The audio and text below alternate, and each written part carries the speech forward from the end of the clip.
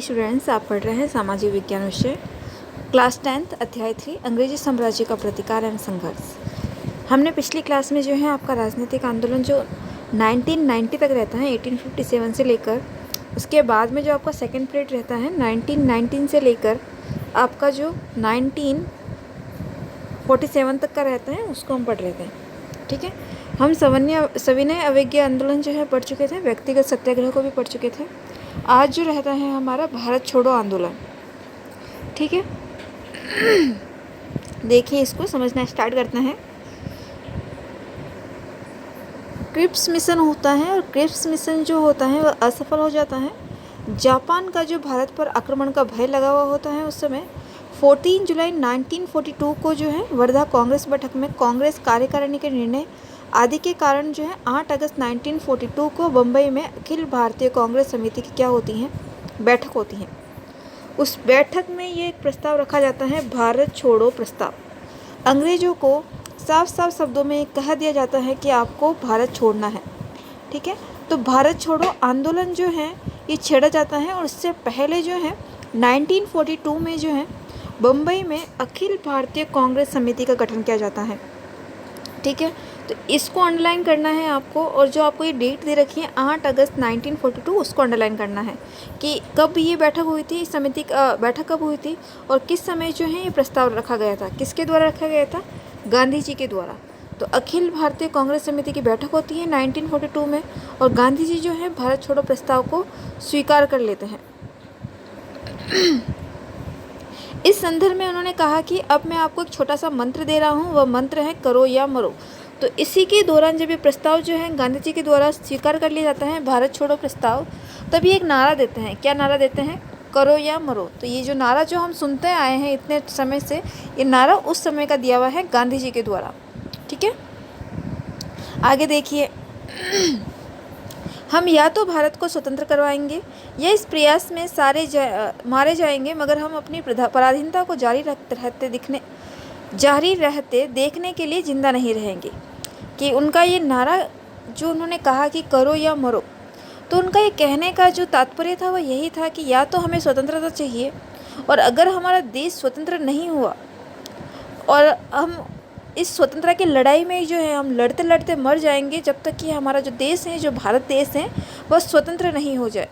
ठीक है, तो भारत देश की स्वतंत्रता के लिए जो है उन्होंने कहा कि हम हमारी अंतिम सांस तक जो है लड़ते रहेंगे जब तक हमारा देश स्वतंत्र नहीं हो जाता।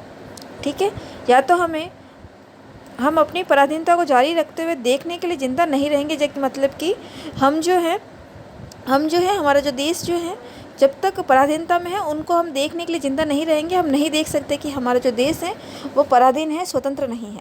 तो जब तक हम स्वतंत्र नहीं करवा देते तब तक जो है हम इसी प्रकार से जो है अपनी लड़ाई जो है जारी रखेंगे।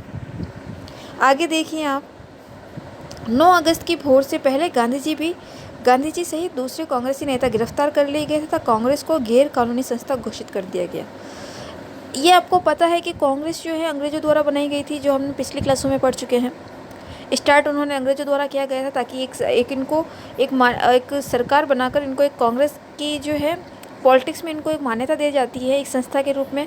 तो जब ये संस्था बनती है जिसमें भारतीय होते हैं, ठीक है, और जब ये देखते हैं, जो ब्रिटिश सरकार है वह देखती है कि जो कांग्रेस जो है वह भारत छोड़ो प्रस्ताव जैसे स्वीकार कर रही है, इस प्रकार के नारे दे रही हैं, इस प्रकार के आंदोलन जो है उनके द्वारा किए जा रहे हैं, तो जब ये इस प्रकार की चीज़ें देखते हैं तब गांधी जी क्या करते हैं, गांधी जी द्वारा जब इस प्रकार की क्रियाएं की जाती हैं तब ये कहते हैं कि कांग्रेस को जो हमने ये मान्यता दे रखी है वह इसलिए नहीं दे रखी है कि वो हमारे ही खिलाफ क्या करे, विद्रोह करे,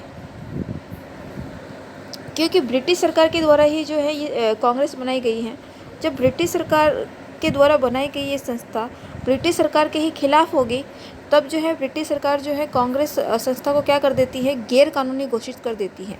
ये कानूनी रूप से जो है इसको मान्यता जो दी जाती है ब्रिटिश सरकार के द्वारा, ये ब्रिटिश सरकार द्वारा जो मान्यता दी जाती है उसको क्या कर देते हैं, यह रद्द कर देते हैं। ठीक है, आगे देखिए। अब इस आंदोलन की कोई निश्चित योजना तो नहीं बनाई गई थी, लेकिन जैसा कि हमने पढ़ा कि असहयोग आंदोलन के दौरान हमने किस किस प्रकार की जो है चीज़ें देखी। जब उन्होंने जो है आंदोलन किए थे तब उन्होंने क्या क्या किया था। तो इसी प्रकार से जब ये भारत छोड़ो आंदोलन करते हैं तो उसमें भी कुछ क्रियाएं करते हैं। ये इस प्रकार की क्रियाएं करते हैं जैसे कि शांतिपूर्ण जो अब इसमें जो है ये शांतिपूर्ण हड़ताल कर रहे हैं। हड़ताल के विषय में सभी को पता है हड़ताल किस प्रकार की होती है, क्योंकि अभी भी जो है प्रेजेंट टाइम में हड़तालें होती हैं। ठीक है, सार्वजनिक सभाएं करने लगते हैं इस भारत छोड़ो आंदोलन के दौरान, और लगान देने से जो है मना कर देते हैं कि हम लगान जो है नहीं देंगे, और सरकार का असहयोग करने की बात भी कहते हैं कि सरकार जो है हमारा क्या नहीं कर रही है, सहयोग नहीं कर रही है। तो इन सब लाइनों को अंडरलाइन करेंगे कि असहयोग आंदोलन के दौरान जो है क्या क्या जो है कार्य किए गए थे। तो इस प्रकार से जो है ये कार्य किए गए थे असहयोग आंदोलन के दौरान।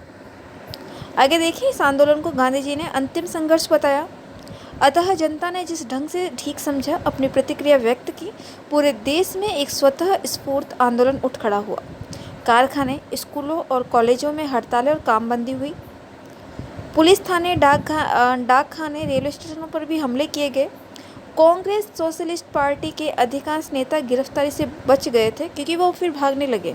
ठीक है, वो एक स्थान से दूसरे स्थान पर जो है भागने लगे गिरफ्तारी के डर से। इसके नेताओं ने भूमिगत रहकर आंदोलन चलाया। इनको पता था कि अगर हम पकड़े गए तो फिर हमारे बाद में जो है इस आंदोलन को कौन कंटिन्यू करेगा। सभी जो आंदोलनकारी थे, जो नेता थे, जो भी आंदोलनकारी थे, तो उनमें उनके द्वारा ही ये आंदोलन जो है कंटिन्यू किया जा रहा था। जब यही अगर जेल में बंद हो जाएंगे तो जेल में बंद होने से क्या होगा, बाद में जो है आंदोलन को कंटिन्यू कौन करेगा। तो आंदोलन को वापस कंटिन्यू करने के लिए उन्हें जो है क्या होना पड़ा, भूमिगत होना पड़ा। मतलब कि किसी ऐसी स्थान पर ये छुपे रहे जहाँ पर इनको कोई ढूंढ ना सके। ठीक है, तो इस प्रकार से भूमिगत रहकर जो है इन्होंने आंदोलन को क्या रखा, कंटिन्यू रखा। उनमें कौन कौन से लोग थे? जयप्रकाश नारायण, राम मनोहर लोहिया, अच्युत पटवर्धन, रामानंद मिश्रा, S.M. जोशी प्रमुख थे। इस आंदोलन में जयप्रकाश नारायण की महत्वपूर्ण भूमिका रही। अरुणा आसफ अली ने बम्बई में इस आंदोलन का सफल नेतृत्व किया। बम्बई में जो है ये सारे आंदोलनकारी थे जिन्होंने भूमिगत रहकर जो है आंदोलन किए थे, ये महत्वपूर्ण रहते हैं आपके। ठीक है, इस आंदोलन के दौरान अनेक शहरों, कस्बों और गांवों में आंदोलनकारियों ने समानांतर सरकार भी बना ली थी। इस आंदोलन का भी दमन कर दिया। इस आंदोलन में गोलीबारी में 10,000 से अधिक लोग जो है मारे गए थे। विद्रोही गांवों को जुर्माने के रूप में बहुत से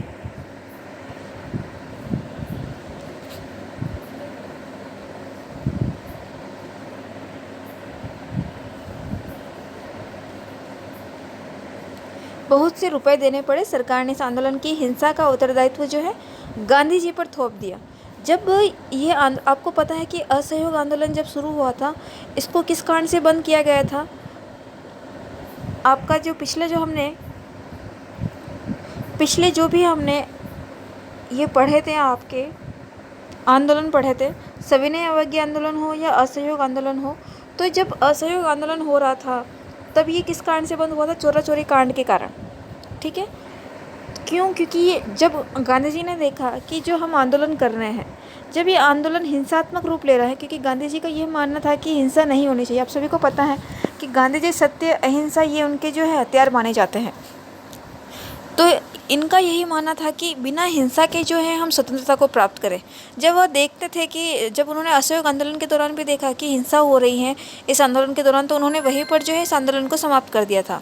और जब यहाँ पर हम भारत छोड़ो आंदोलन पढ़ रहे हैं, तब देखा गया कि यहाँ पर भी जो है हिंसा हो रही है, तब ये उस समय तो है सरकार ने जो है इस हिंसा का जो आरोप है वो गांधी जी पर लगा रहे हैं कि जो गांधी जी जो आंदोलन कर रहे हैं वह हिंसात्मक कार्य हो रहा है। तो इस आंदोलन में जो है, वैसे इस आंदोलन का जो है बहुत इम्पैक्ट होता है ब्रिटिश सरकार पर, और आज़ादी के लिए जो है उनको एक मार्ग दिखता है, एक रास्ता दिखता है कि हाँ, हम आज़ादी को प्राप्त कर सकते हैं। ठीक है, और इस प्रकार के आंदोलन होने से जो है लोगों में जो है वीरता, उत्साह, शौर्य जैसे देश के लिए सर्वस्व त्याग की जो भावना है वो जागृत होती है भारतीयों में। ठीक है, और देश में जो है नेतृत्व की एक नई पीढ़ी आगे आई है, जिससे क्योंकि एक तो जो थे सब सामान्य लोग थे, सभी जो है इनका कार्य था अपने अपने निजी जीवन में जो है व्यस्त थे।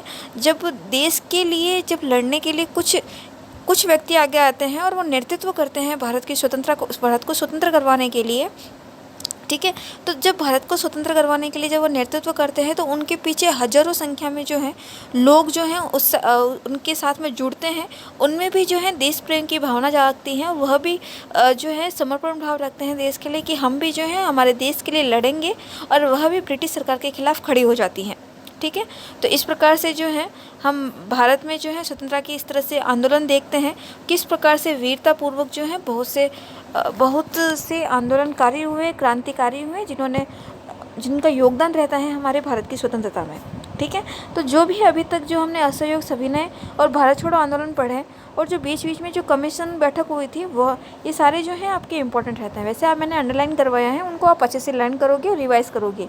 जहाँ पर समझ में नहीं आता है आपको मुझे पूछना है। ठीक है। कल की क्लास में हम जो है राजस्थान के जो जनजाति और किसान व प्रजामंडल आंदोलन होते हैं उसके बारे में हम कल की क्लास में पढ़ना स्टार्ट करेंगे। आज के लिए इतना ही। Thank you.